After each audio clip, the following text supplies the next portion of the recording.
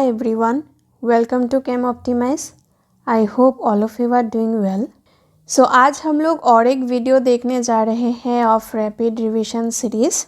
आप लोग अगर इस चैनल में नए हैं तो मैं बता दूं कि रैपिड रिवीजन सीरीज़ इस चैनल में एक ऐसा सीरीज़ है जहाँ पे हम लोग अंडर 30 मिनट्स कोई भी एक इम्पॉर्टेंट टॉपिक डिस्कस करते हैं ऑफ IIT JAM सिलेबस और with examples and important tricks and formulae and concepts हम लोग अंडर 30 मिनट्स रिविजन करने का कोशिश करते हैं of the important topics of IIT JAM। सो आज हम लोग स्टार्ट करेंगे part 10 of this rapid revision series. So already इस सीरीज़ में 9 वीडियोज़ अपलोड हो चुका है। आप लोगों ने अगर उन वीडियोज़ को चेकआउट नहीं किया है then you can check them out from the I button. And if you are new to this channel please subscribe the channel and hit the bell notification ताकि आप लोग को पता चल जाए जब भी मैं एक नया वीडियो अपलोड करूं और मुझे भी मोटिवेशन मिले रेगुलरली अच्छा नया कंटेंट्स लाने के लिए इस चैनल में। आप लोग का लव एंड सपोर्ट बहुत ही अहमियत रखता है इस चैनल के लिए और मेरे एफर्ट्स को वैल्यू मिलता है आप लोग के सपोर्ट के साथ। सो आज इस वीडियो में हम लोग डिस्कस करने जा रहे हैं एक इम्पॉर्टेंट नेम रिएक्शन। पहले भी कुछ नेम रिएक्शन हम लोगों ने डिस्कस किया है in the previous rapid revision series videos. आप लोग वहाँ से चेकआउट कर सकते हैं आई बटन से। और आज हम लोग और एक नया नेम रिएक्शन सीखने जा रहे हैं। So stay tune till the end of the video and let's move on to the topic. So आज हम लोग जो नया नेम रिएक्शन सीखने जा रहे हैं जो कि बहुत इम्पॉर्टेंट है in the perspective of competitive examinations और any examinations and that is Simon Smith reaction. So Simon Smith reaction एक ऐसा रिएक्शन है जहाँ पे हम लोग को साइक्लोप्रोपेन डेरिवेटिव मिलता है। साइक्लोप्रोपेन डेरिवेटिव फ्रॉम एल्कीन और ये प्रोसीड करता है through carbene intermediate. Carbene intermediate.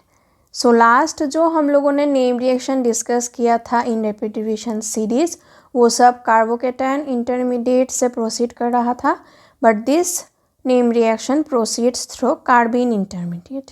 So let's see one example.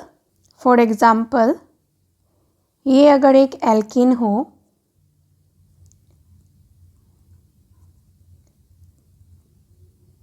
Butene मान लेते हैं और यहाँ पे रिएजेंट होता है CH2I2 that is diiodomethane in presence of zinc and copper. तो हम लोग को यहाँ से एक्चुअली कार्बीन इंटरमीडिएट मिलता है विच इज़ दिस और फाइनली जो प्रोडक्ट मिलता है that is a cyclopropane derivative. तो एल्कीन से हम लोग को एक साइक्लोप्रोपेन डेरिवेटिव मिलता है ऐसे। सो बाकी सब सब्स्टिट्यूएंट सेम रहेगा, सिर्फ alkene will change into a cyclopropane derivative like this. So this is a very simple reaction और जो मैकेनिज्म है वो भी बहुत सिंपल है। So let's discuss the mechanism. So we have this reagent CH2I2 okay और इन प्रेजेंस ऑफ जिंक है। तो यहाँ पे हम लोग देख सकते हैं कि carbon is attach to iodine. So carbon का electronegativity is much less than iodine we already know. तो यहाँ पे क्या होगा आयोडीन जो है वो इलेक्ट्रॉन पेयर जो है इस बॉन्ड का वो लेके यहाँ से निकल जाएगा और कार्बन जो है वो इलेक्ट्रॉन डिफिशिएंट सेंटर हो जाएगा। तो इसमें क्या होगा जिंक का इलेक्ट्रॉन पेयर जो है जिंक अपना इलेक्ट्रॉन पेयर इस इलेक्ट्रॉन डेफिशिएंट कार्बन को डोनेट करेगा। तो यहाँ पे हम लोग को एक ऐसा इंटरमीडिएट मिलेगा लाइक दिस। आयोडीन यहाँ से निकल गया I- बन के और यहाँ पे कार्बन के साथ जिंक अटैच्ड है और जिंक ने अपना इलेक्ट्रॉन पेयर दे दिया है कार्बन को। सो इसमें डेवलप करेगा एक पॉजिटिव चार्ज और जो I- है इन द सॉल्यूशन वो इस कैटायन स्फीयर के साथ अटैच्ड रहेगा लाइक दिस। नाउ ये इंटरमीडिएट है ऐसे आयोडीन और यहाँ पे zinc attached with iodine. So zinc में डेल्टा पॉजिटिव चार्ज है और कार्बन में डेल्टा निगेटिव चार्ज है, क्योंकि कार्बन का जो इलेक्ट्रोनेगेटिविटी है वो ज़्यादा है देन जिंक। तो यहाँ पे क्या होगा, ये जो इलेक्ट्रॉन पेयर है, क्योंकि कार्बन का इलेक्ट्रोनेगेटिविटी ज़्यादा है जिंक से, सो ये इलेक्ट्रॉन पेयर जो है वो कार्बन अपने तरफ खींच लेगा। ओके, तो यहाँ से जिंक जो है वो बाहर चला जाएगा और हम लोग को कुछ ऐसा मिलेगा, आयोडीन, हाइड्रोजन, हाइड्रोजन और यहाँ पे निगेटिव चार्ज। अभी क्या होगा, क्योंकि आयोडीन का जो है इलेक्ट्रोनेगेटिविटी ज़्यादा है कार्बन से, तो ये क्या करेगा, इस इलेक्ट्रॉन पेयर जो है कार्बन और आयोडीन के बीच में जो इलेक्ट्रॉन पेयर है वो खुद अपने तरफ खींच लेगा और यहाँ से बाहर जाने का कोशिश करेगा। सो ऑलरेडी इस कार्बन सेंटर में एक निगेटिव चार्ज है और आयोडीन क्या कर रहा है, दूसरे तरफ से इलेक्ट्रॉन पेयर अपने तरफ खींच के वो बाहर चला जा रहा है एस आई माइनस। सो क्योंकि यहाँ पे इलेक्ट्रॉन पेयर आयोडीन ने अपने तरफ खींच लिया है, सो ये जो निगेटिव चार्ज है वो आयोडीन के ऊपर चला जाएगा, iodine will become I minus और यहाँ पे हम लोग को मिलेगा CH2 with an electron pair. So this is the carbene intermediate. क्योंकि ऑलरेडी इस कार्बन सेंटर में एक इलेक्ट्रॉन पेयर था, लेकिन आयोडीन दूसरे तरफ से और एक इलेक्ट्रॉन पेयर को अपनी तरफ खींच के लेके जा रहा है, तो निगेटिव चार्ज ट्रांसफ़र हो गया आयोडीन के ऊपर, लेकिन कार्बन के पास तो ऑलरेडी एक इलेक्ट्रॉन पेयर एक्स्ट्रा है, सो वो हम लोग यहाँ पे दिखा रहे हैं as 2 dots and this is a carbene intermediate. Now we already know carbene intermediate is an electron deficient species. क्यों? क्योंकि यहाँ पे कार्बन का ऑक्टेट कंप्लीट नहीं हुआ है, so this is an electron deficient species.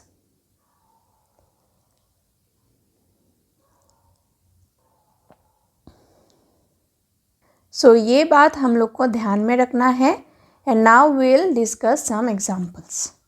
जैसे कि फर्स्ट एग्जाम्पल मान लेते हैं ऐसा एक कंपाउंड है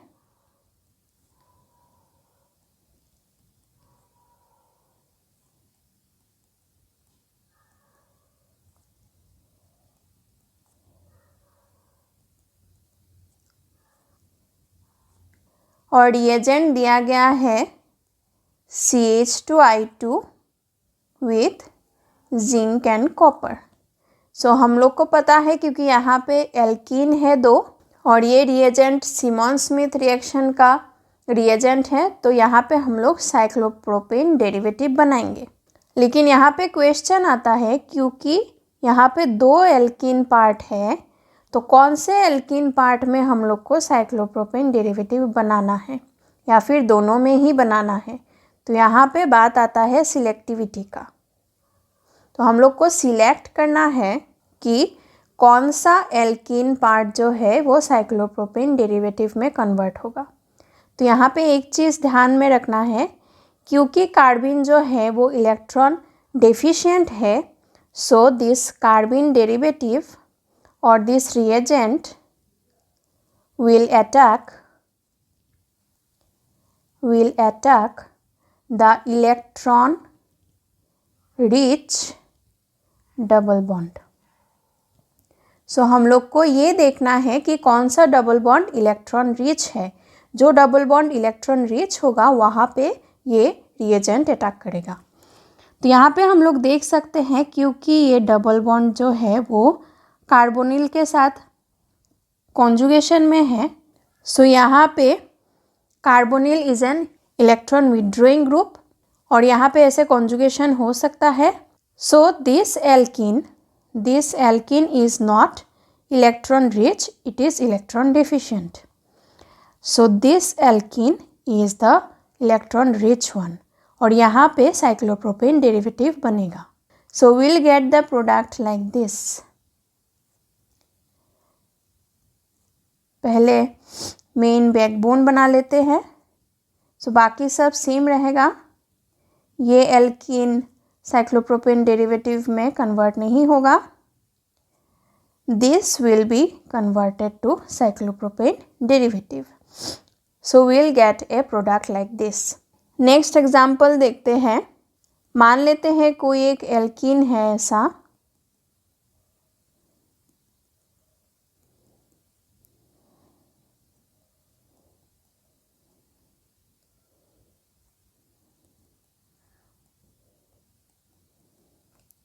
और यहाँ पे जो रिएजेंट है that is same CH2I2 with zinc and copper. So यहाँ पे क्वेश्चन में हम लोग देख रहे हैं कि यहाँ पे स्टीरियोकेमिस्ट्री का बात आएगा, क्योंकि रिएक्टेंट में स्टीरियोकेमिस्ट्री दिया हुआ है।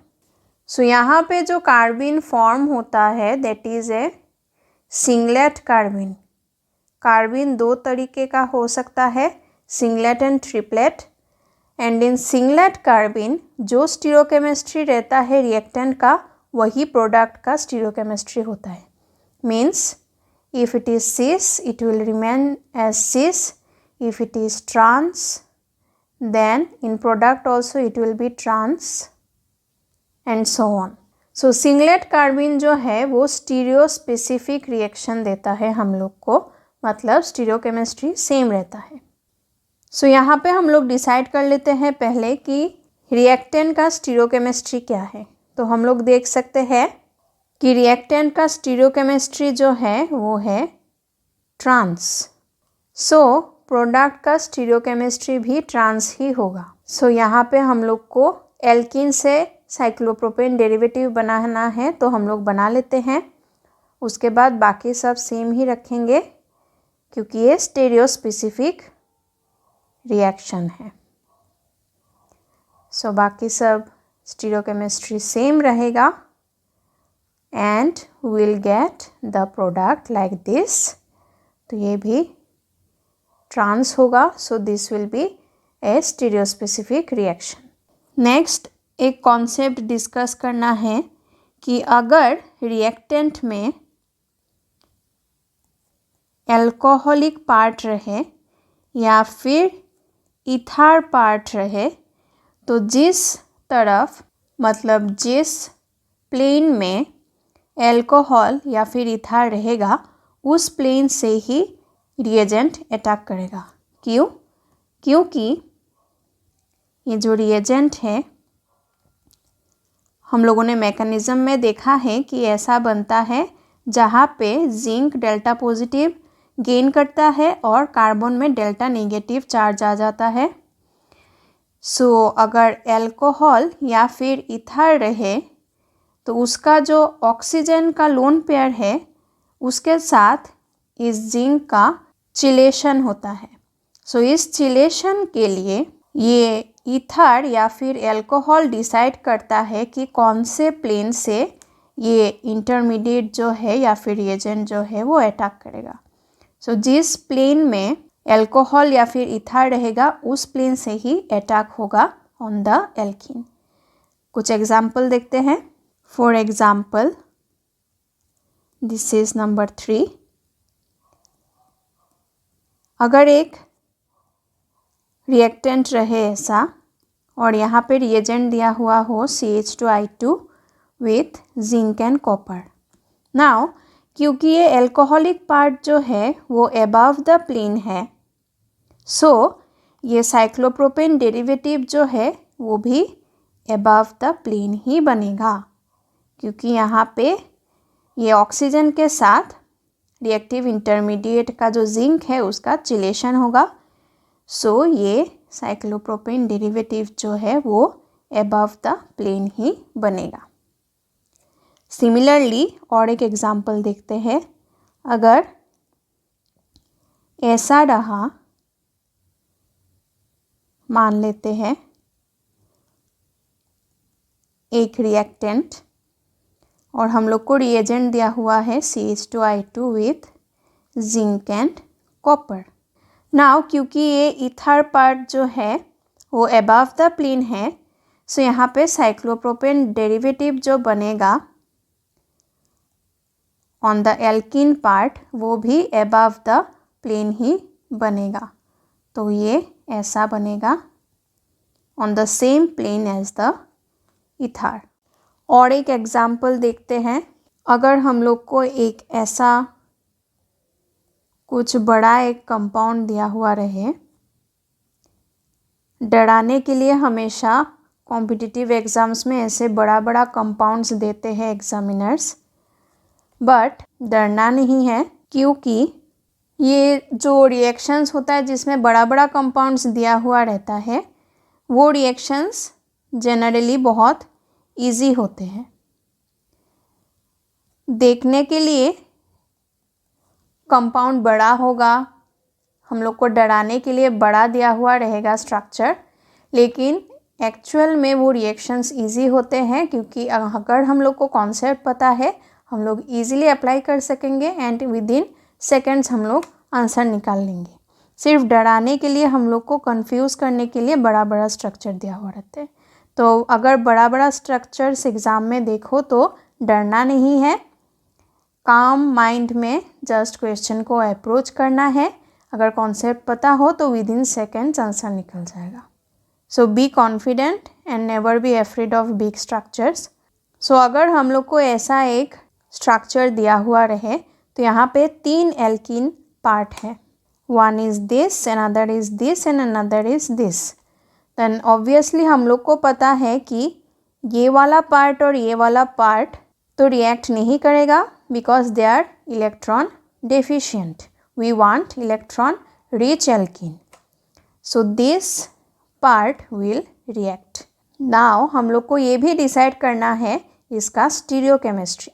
ऑप्शंस में ऐसा दिया हुआ रहेगा कि यहाँ पे तो अटैक किया हुआ है, साइक्लोप्रोपीन डेरिवेटिव बनाया हुआ है, लेकिन स्टीरियोकेमिस्ट्री अलग अलग दिया हुआ रहेगा।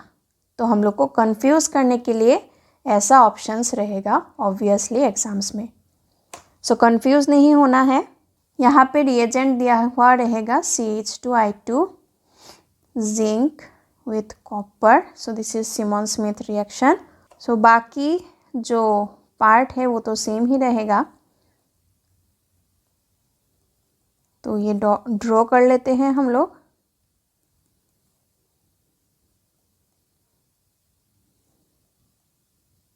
बेसिक स्ट्रक्चर सेम है। यहाँ पे है फिनाइल, यहाँ पे है फिनाइल अबव द प्लेन, यहाँ पे है एल्कोहल बिलो द प्लेन। तो अभी हम लोगों ने डिस्कस किया है कि एल्कोहल जिस प्लेन में रहेगा उस प्लेन से ही रिएजेंट अटैक करेगा। तो यहाँ पे जो साइक्लोप्रोपेन डेरिवेटिव है वो बिलो द प्लेन कुछ ऐसे बनेगा, ठीक है। So this will be the structure of the product. Now एक इम्पॉर्टेंट पॉइंट हम लोग को ध्यान में रखना है कि अगर ये जो एल्कोहलिक या फिर इथर पार्ट है वो एलाइलिक या फिर homo allylic part of the alkene में रहे, मतलब होमो एलाइलिक या फिर एलाइलिक पोजीशन में रहे, तभी जाके ये OR और OH जिस प्लेन में रहेगा उस प्लेन से ही रिएजेंट अटैक करेगा। लेकिन अगर OR और OH बियॉन्ड होमो एलाइलिक पोजीशन रहे तब कोई भी इन्फ्लुएंस नहीं होगा। सो यहाँ पे सेम प्लेन एज OR और OH और यहाँ पे नो इन्फ्लुएंस ऑफ OR और OH। नाउ एक बात है कि एलाइलिक पोजीशन क्या है, होमो एलाइलिक पोजीशन क्या है। सो यहाँ पे देखते हैं जो एल्कीन पार्ट का डबल बॉन्डेड कार्बन रहता है, this is called vinylic position. Okay, उसका नेक्स्ट वाला जो कार्बन होता है दैट इज एलाइलिक। ओके, मतलब this is allylic and this is also allylic. और एलाइलिक के बाद वाला जो पोजीशन होता है that is homo allylic. So this and this will B homo allylic position. Okay, so allylic या फिर होमो एलाइलिक पोजीशन में, जैसे कि यहाँ पे दिस इज विनाइलिक, नेक्स्ट वाला कार्बन है एलाइलिक। सो एलाइलिक पोजीशन में था हम लोग का एल्कोहल। सो एल्कोहल जिस प्लेन में था उसी प्लेन से हम लोगों ने रिएजेंट को अटैक करवाया। अगर ये यहाँ पे भी रहता ये OH ग्रुप, तब भी हम लोग उसी प्लेन से अटैक करवाते। लेकिन अगर होमो एलाइलिक के बाद नेक्स्ट वाला कार्बन में अगर OH या फिर OR ग्रुप रहे तब कोई भी इन्फ्लुएंस नहीं रहेगा ऑफ दैट ग्रुप। सो ये बात हम लोग को ध्यान में रखना है। Let's see an example.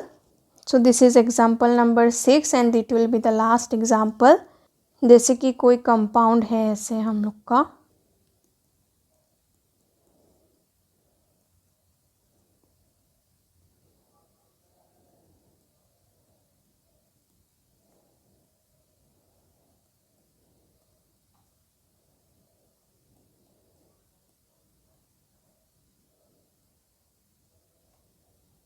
ठीक है। अगर ऐसा कोई कंपाउंड दिया हुआ रहे विद दिस रिएजेंट, नाउ हम लोग को क्या करना है, पहले आइडेंटिफाई करना है this is Simone Smith reaction. Next हम लोग को रिएजेंट को अटैक करवाना है। सो डिसाइड करना है, क्योंकि यहाँ पे OH जो है वो बिलो द प्लेन है, सो कौन से प्लेन से ये रिएजेंट अटैक करेगा। नाउ हम लोग देख लेते हैं कि कौन से पोजीशन में ये OH है। This is vinylic position, this is allylic position, this is homo allylic position. So OH जो है वो होमो एलाइलिक पोजीशन के बाद है, तो OH का जो स्टीरियो केमिस्ट्री है वो डिसाइड नहीं करेगा, वो कोई इन्फ्लुएंस नहीं रखेगा कि रिएजेंट कौन से प्लेन से अटैक करेगा। तो हम लोग सोच सकते हैं कि ठीक है OH प्लेन के नीचे है, तो हम लोग साइक्लोप्रोपेन डेरिवेटिव जो है वो ऊपर से बना लेते हैं, क्योंकि अभी तो सेम प्लेन से अटैक नहीं करेगा, कोई भी इन्फ्लुएंस नहीं रहेगा। But this will be wrong. Why that will be wrong? Reagent will not attack from above the plane, because यहाँ पे हम लोग को स्टेरिक हिंड्रेंस भी देखना है। सो यहाँ पे देखो, above the plane we have methyl group and below the plane we have OH. Methyl is more sterically bulk than OH. So reagent prefer करेगा कि वो प्लेन के नीचे से अटैक करे। सो यहाँ पे जो प्रोडक्ट बनेगा वो प्लेन के नीचे से अटैक होगा, तो product will be like this.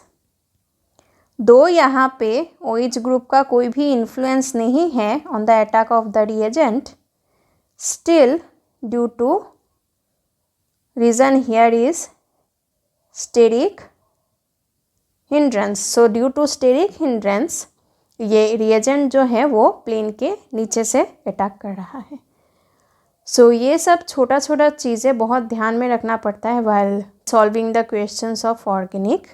सो ये था all about Simmons Smith reaction and कुछ related examples. And next videos में हम लोग कुछ और नेम रिएक्शंस भी देखेंगे। So stay tuned in this channel. और आप लोग को अगर इन वीडियोज़ का कंटेंट्स अच्छा लगे तो please make sure to share the videos among your friends, subscribe this channel and support this channel. आप लोग का support and comments and feedback everything is the motivation for me to bring useful contents here. So please keep supporting. और आप लोग को इस video का lecture notes PDF form में डिस्क्रिप्शन बॉक्स में मिल जाएगा। And for more information and regular updates आप इस चैनल को फॉलो कर सकते हैं in Facebook and Telegram. Thank you so much for watching.